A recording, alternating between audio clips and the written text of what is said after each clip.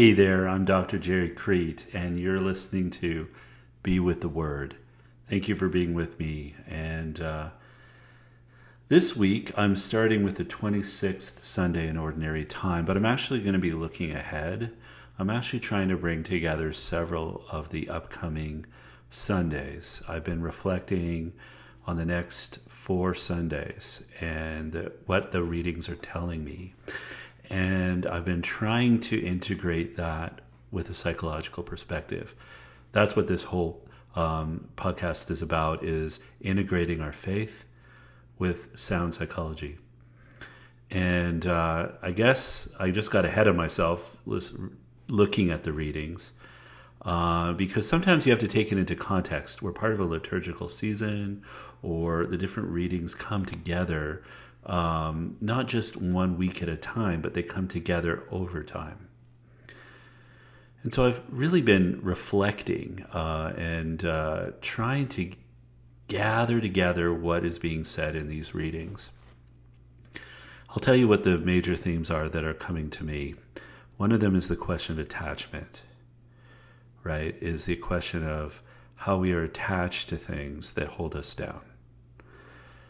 But I've also been hearing this message about joy and about rejoicing, about gladness, right? And so I see a number of dichotomies happening over time in these readings. And I'd really like to explore those dichotomies or these polarities, basically where one thing is being contrasted with another, and what does it mean? The other really important theme here is suffering. And I really think I'd like to explore that topic as well, because I know that with clients I work with who have experienced suffering, who have experienced trauma, there's a big question about that. There's a big question about what it means. But not only is there a question about past trauma or past suffering, but ongoing suffering, and whether suffering or hardship is a choice sometimes, right? Compared to something that one just simply experiences. And what does it mean? All right, I'd like to start. I'm going to be jumping around in these readings over the next few weeks. So if you don't hear these readings this Sunday, you will if you keep listening. But the one that really jumps out at me is the one where Jesus says that it would be better to have a millstone around your neck than to hurt one of these little ones, that you'll be thrown into the sea. I think that's a very powerful reading. And I've worked with a lot of people who have experienced trauma, and a lot of people who have experienced abuse as a child. And one of the things that happens is that they blame themselves. It's a natural inclination, especially as a child, because they can't tolerate the idea that their parent or caregiver is dangerous, so they take the blame on themselves. So this is a powerful passage to me from Christ himself, who basically says hurting a little one is pretty much the worst thing that you can do. If you cause a little one to sin, you will be thrown into the sea. That's a pretty powerful message. He also gives a very powerful message about sin and says that it's better if you to pluck out your eye or cut off your hand or cut off your foot if it leads you to sin. So again, another really stark message about stopping, ending any kind of sin. Don't do something if it causes a lot of damage. I think that's an important message to hold on to. At the same time, it can be daunting because we're all sinners. At the same time, we all have committed some kind of sin in our lives. We've all made really terrible mistakes sometimes, and we've all hurt others in very serious ways, one time or another. And so we might have a tendency to apply those passages directly to us, right? And I think it's important to look at that, because also in the passages we have the message that of the rich young man who comes to Jesus, and he really literally says he has followed every single commandment. And what does Christ say? Give up all of your wealth. Give up all your possessions. Right? And that stumps him. And so we're left with this message. What does that really mean? Because if you give up everything, Whatever it is that you're holding on to, maybe it is wealth and pleasure, right? Maybe it is pride or luxury. The message here is that those attachments hold us down and prevent us from finding true joy, true gladness. So it's interesting. And in these passages, so often we have the message of the people who are most in need over and over. It's the blind, the lame, the mother, the child. Those are the vulnerable in society. So over and over again in these passages, we see that they are the ones who need our help, need our support, our kindness, and so on. And that they are the ones that Christ is going to vindicate. And so ultimately, as I'm reading this and I'm realizing we need to gain wisdom, we need to understand what this all means. And we have in these readings, the message of the wisdom of the heart, discerning reflections and thoughts of the heart are all mentioned. And that those things, wisdom of the heart, leads to kindness, joy, and gladness. It's also mentioned that that spirit leads to the gift of prophecy, which is interesting. So, what is it that we are being called to? I don't know that it necessarily means we have to give up all of our wealth. But there is a message here about what are we attached to, and therefore what do we need to do? We have in the message in the story in Genesis that man is not supposed to be alone, right? That he is supposed to be with woman, that they are one flesh. We also have Jesus opposing divorce.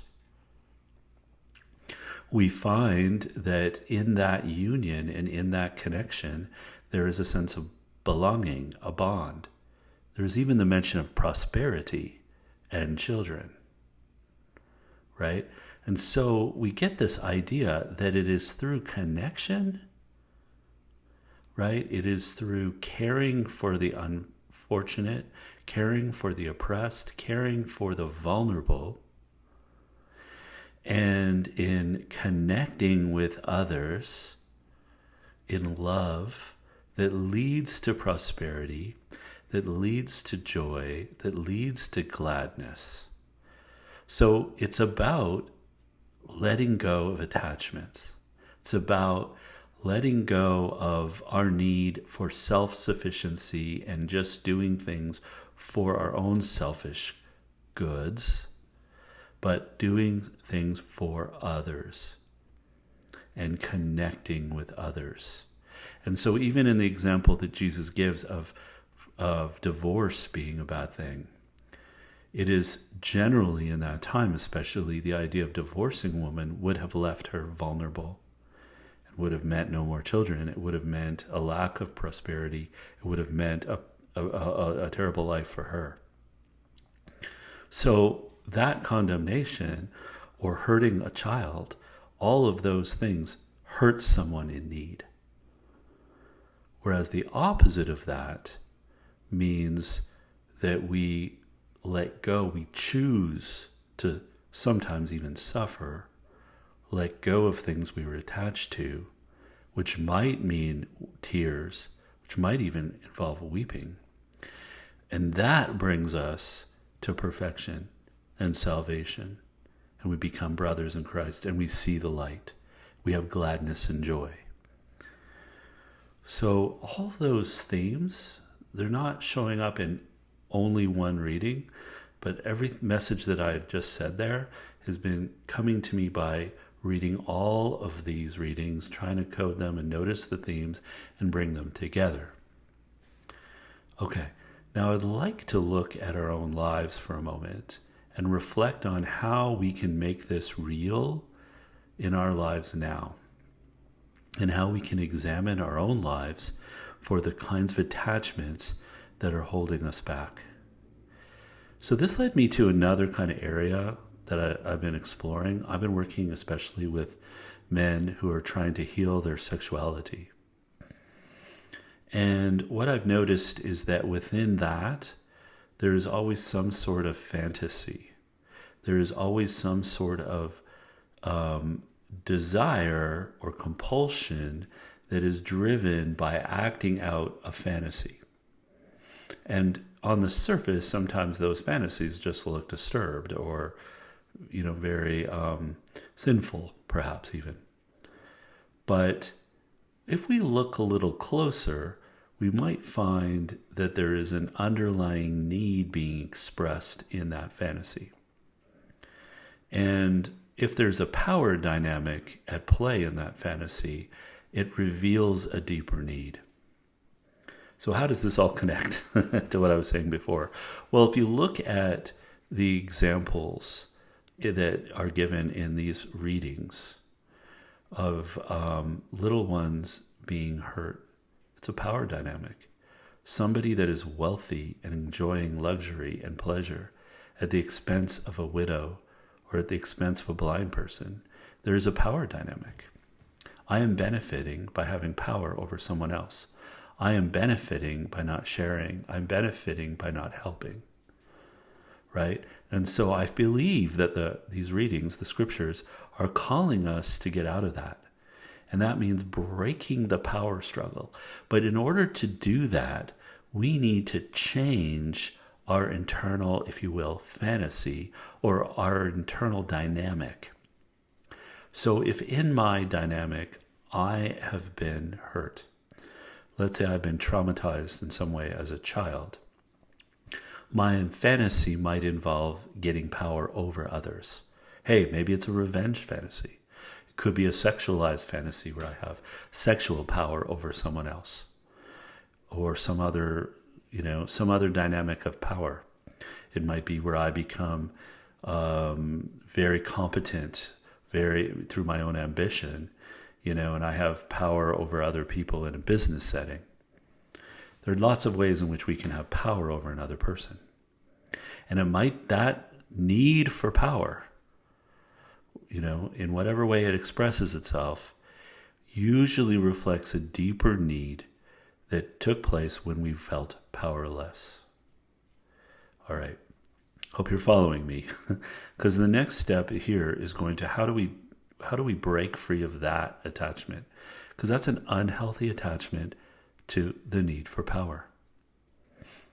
Right? Even if people talk about sex and talk about lust, well, people talk about rape and they say that rape or whatever is more about power than it is about actual sexual desire. I think that's true. But that isn't always played out sexually. Sometimes it's played out in other settings. There are lots of ways in which we can get power over another person. Why do we need that power? What is going on there? I think in these readings, the scriptures, I think God is telling us that we need to break out of that cycle. Right? Because in the readings it says pride, greatness, wealth is all vain. Luxury and pleasure doesn't save. But yet we think we need those things. So a little bit we have to change our positioning. Because if deep down we are a victim of someone else's power over us, then we're perpetually going to have some kind of fantasy that involves having power over another. And when that plays out, it will hurt others. And so we have to change that dynamic internally. That might mean slowing right down and recognizing how we get power over others. We're all different, so it may take different forms. Right? And that may give us a sense of pride or a sense of accomplishment or a sense of importance. We may even make money out of it. Or it might be sexual gratification. Whatever it is, let's recognize it. Let's recognize that it's happening. And let's allow God, and let's bring a new perspective onto it. Let's notice, maybe using parts language, that there was a part of me at one time that felt powerless. and let's bring what it needs, right? Let's bring to the part of us that is powerless what it really needs. And I think in readings, we're told what it is: connection, belonging, joy, comfort, light, consolation. Let's allow ourselves to receive goodness. And that kind of goodness doesn't involve having to get power over someone else to feel good about oneself. It's just about knowing how loved we are, receiving kindness, receiving comfort from ourselves, but illuminated by God's love. Now all of a sudden, I don't need to have power over someone else to feel good. Now all of a sudden, I actually can bring love to others. I can give something to others because I now feel like I've received it. So if I was to summarize, what these readings are telling us over the next several weeks, that's what it is that we are being called, right? Of course, to try to stop sin in our lives, right? But we're told that sometimes we will have to suffer in that choice, and that we might have tears and weeping because we're giving up something. We're giving up power, a false sense of being powerful. We're acknowledging that we maybe have been hurt. And when we accept that and walk with Christ through that, we experience, ironically, joy. We are actually perfected through that when we allow Him to console us and to teach our hearts and feed our hearts everything that it needs. All right. This is a theme I'm probably going to revisit in the next few weeks. So if it doesn't all hit you at once, maybe it will over time, because I think these readings are so deep and they explore all the different elements of our faith, but they also speak to a psychological truth. And so it comes together, I think, beautifully. Our world sometimes will tell us that those fantasies are something we have to play out in order to be happy. But I think those fantasies need to be restored, in other words, or renewed, or better yet, transformed, in order for us to be happy. Because I think we get it wrong if we just say, oh, you need to have power over other people, let's play that out in some way. Whether that's through pornography or whether that's by becoming super powerful and lording it over others. No, I don't think that's how true healing takes place. All right. Well, that is what I have for you this week. I hope that you've enjoyed that. If you enjoy Be With the Word or anything in Souls and Hearts, please subscribe. It's really important to us to get subscriptions, pass it on to others, anyone that might benefit from our messages. We continue to share with you all the great things we're doing with Souls and Hearts. I'm so excited. Dr. Peter Malinowski is doing amazing things with the Resilient Catholic community. I have the Catholic Journeyman community. We have our podcast coming out. There's so many great things when you bring sound psychology and Orthodox Catholic teaching together, and to really change both the human heart and to enliven our souls. All right. Until next time, be still, believe, and be loved. Take good care. Bye-bye.